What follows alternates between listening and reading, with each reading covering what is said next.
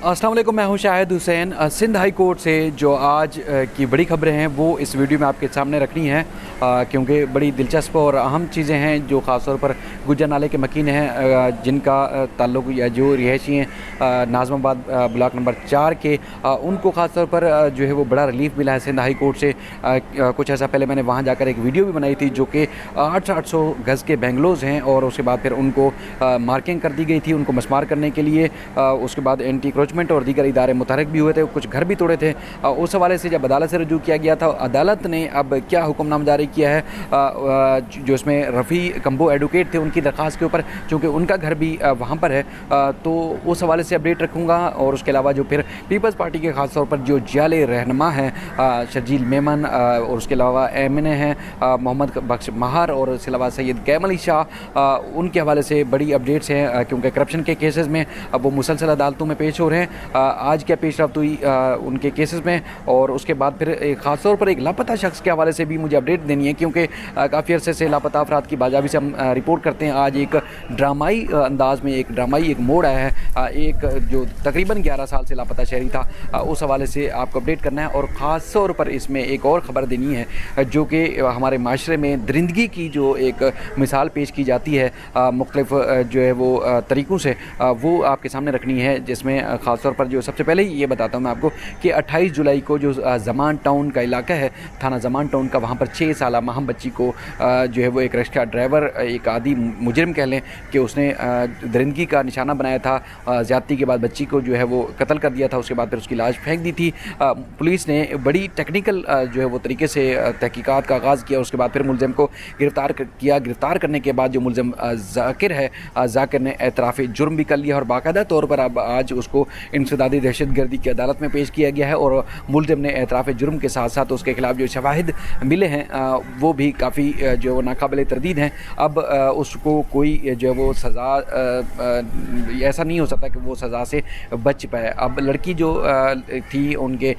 वालिद जो है, मुतासरा एक फैमिली जो थी, वो भी बाकायदा तौर पर अदालत में पेश हुई, और उसके बाद फिर मुलज़िम को रिमांड पर दे दिया गया है। बाकायदा तौर पर बड़े पैमाने पर इंतहाई हाई प्रोफाइल तरीके से इस तहकीकात का आगाज़ किया गया। और इस तरह जिस तरह एसएसपी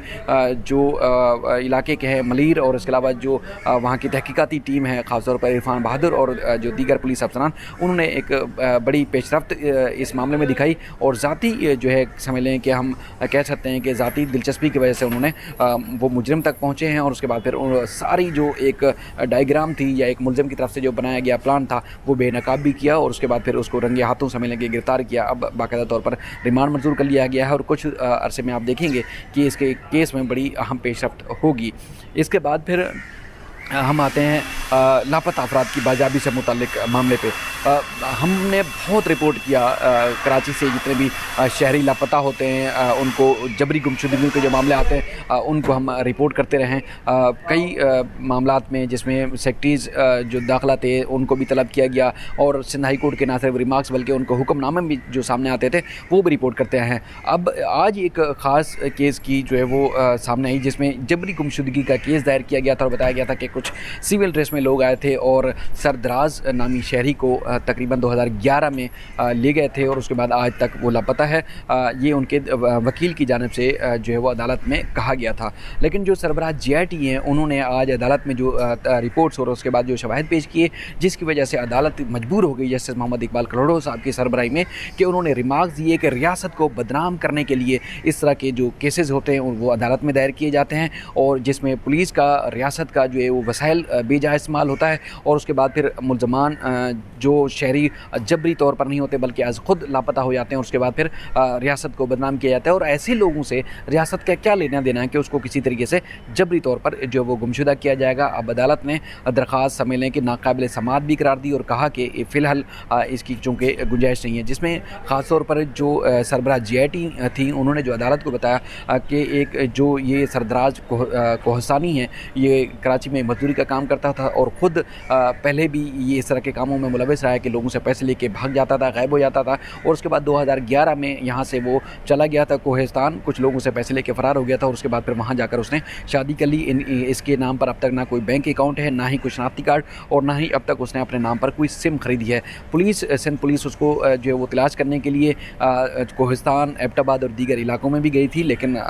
उसको जो तलाश नहीं कर सकी है। लेकिन जो GID में चीज़ें सामने आई हैं उससे नज़र आ रहा है कि उसने वहाँ अपनी मर्ज़ी से शादी की और उसके बाद वो खुद वहाँ रह रहा है। और उसके बाद फिर उसकी जो बीवी थी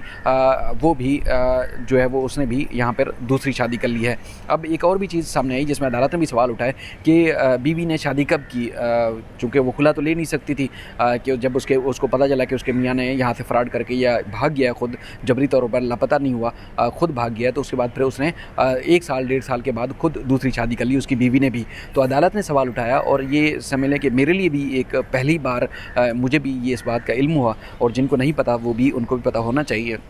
कि जबरी तौर पर या कोई भी शहरी लापता हो जाता है तो उसकी बीवी की जो शादी है अब वो तकरीबन 7 साल तक अपने मियाँ का, अपने शौहर का इंतज़ार करेगी, हमारे पाकिस्तान के कानून में दर्ज है, और उसके बाद ही फिर वो दूसरी शादी करेगी। लेकिन इसकी बीवी ने खुला लिए बगैर, तलाक हुए बगैर दूसरी शादी कर ली। अदालत ने कहा ये जायज़ तो नहीं है, ये कानूनन जुर्म है, लेकिन बहरहाल वो केस चूँकि नहीं था, एक शहरी की गुमशुदगी का केस था, तो अदालत ने ये केस निपटा दिया और कहा कि इस तरह के जो हथकंडे हैं ये जो है वो इस्तेमाल नहीं होने चाहिए कि रियासत को बदनाम करने के लिए शहरी खुद लापता होते हैं और उस तरह फिर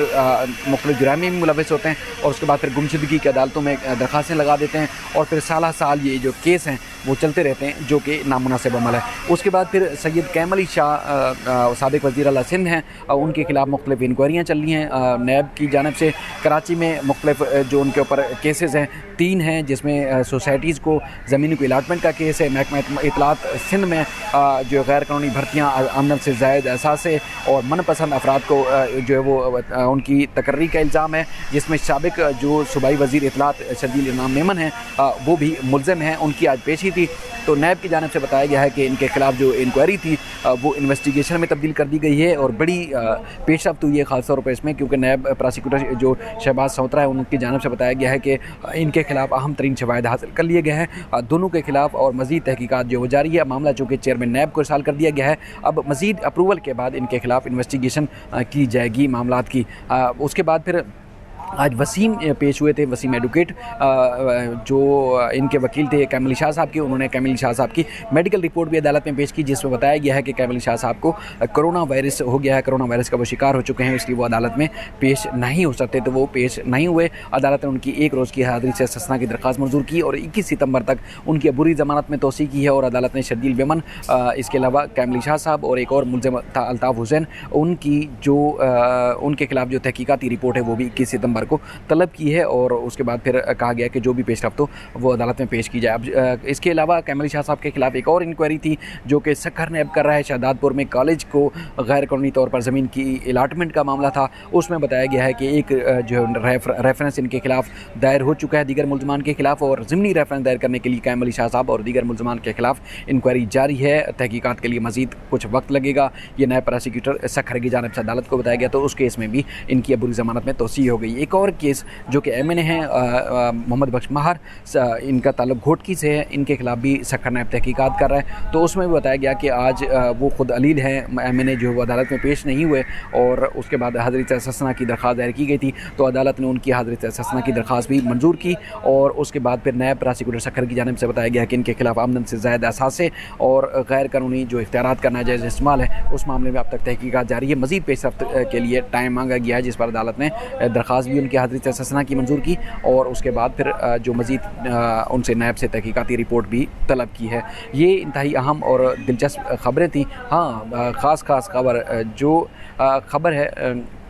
नाज़माबाद नंबर 4 की, मैंने वहाँ पर जाकर एक वीडियो बनाई थी वहाँ के मुतासरीन के साथ, वहाँ के घरों की जो एक तरीके वहाँ घर जिस तरह बने हुए हैं वो भी आपको दिखाने की कोशिश की थी। वो मैं कोशिश करूँगा आपके डिस्क्रिप्शन में ज़रूर दूँ। वो वीडियो ये है कि वो केस ये है कि रफ़ी एडवोकेट है रफ़ी कंबो साहब, उन्होंने मार्च में हुक्म इम्तना लिया था सिंध हाई कोर्ट से अपने सिविल सूट नंबर 312/2021 में, जिसमें अदालत ने नाज़माबाद नंबर 4 में जो एंटी इंक्रोचमेंट का डिपार्टमेंट उनको जो लीज़ मकानात हैं उनको मसमार करने से रोका था। उसके बावजूद इनका कहना है कि इनके घरों के ख़िलाफ़ जो वहाँ कुछ घर भी तोड़े गए और महकमा करप्शन जो है एंटी क्रोचमेंट जो है KMC का उन्होंने कार्रवाई की और उन्होंने तौहीन अदालत की दरख्वास्त दायर की थी बशीर अहमद सिद्दीकी और इसके अलावा म्यूनसिपल कमिश्नर के ख़िलाफ़, जिस पर अदालत ने जो है वो तौहीन अदालत की दरख्वास्त पर नोटिस जारी किए हैं।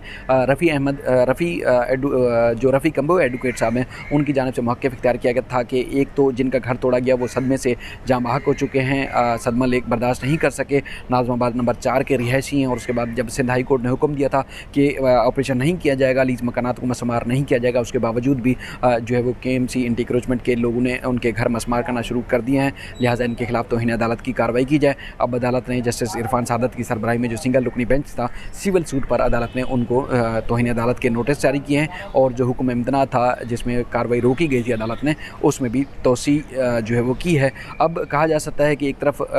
ऑपरेशन जारी है और इनका ये भी मौक़िफ़ है कि जो सी एरिया था, सी एरिया से नाले का रुख मोड़ कर नाज़माबाद की तरफ कर दिया गया और दूसरी तरफ जो है नाले के इनके जो बिल्कुल सामने की तरफ है वहाँ इंक्रोचमेंट कर दी गई और इनके जो लीज़ मकानात थे अब उनके ऊपर भी निशानात लगा दिए गए हैं कटिंग के लिए, तो लिहाजा ये ऑपरेशन नहीं हो सकता। अब जो दीगर नाले के ऊपर से तजावज़ात का खात्मा हो रहा है और उस पर तो ऑपरेशन जारी है, लेकिन नाज़माबाद नंबर 4 में सिंध हाई कोर्ट ने ऑपरेशन रोक दिया है। कहा जा सकता है कि ये उनको एक बड़ा रिलीफ मिल चुका है और अदालत ने सख्त बरहमी का इजहार भी किया कि जब सिंध हाई कोर्ट ने हुक्म इम्तना जारी किया था तो उसके बाद फिर क्यों कार्रवाई की गई। अब अदालत ने तहरीरी तौर पर KMC जो एंटी क्रोचमेंट के महकमा है उनसे तफसीलात मांगी है, म्यूनसिपल कमिश्नर जो है उनसे तफसीलात मांगी है। आइंदा समात पर मज़ीद भी इस सिलसिले में आपको अपडेट करेंगे। अपना ख्याल रखिएगा। अल्लाह ताला हम सब का हामी और नासिर हो। अल्लाह हाफ़िज़।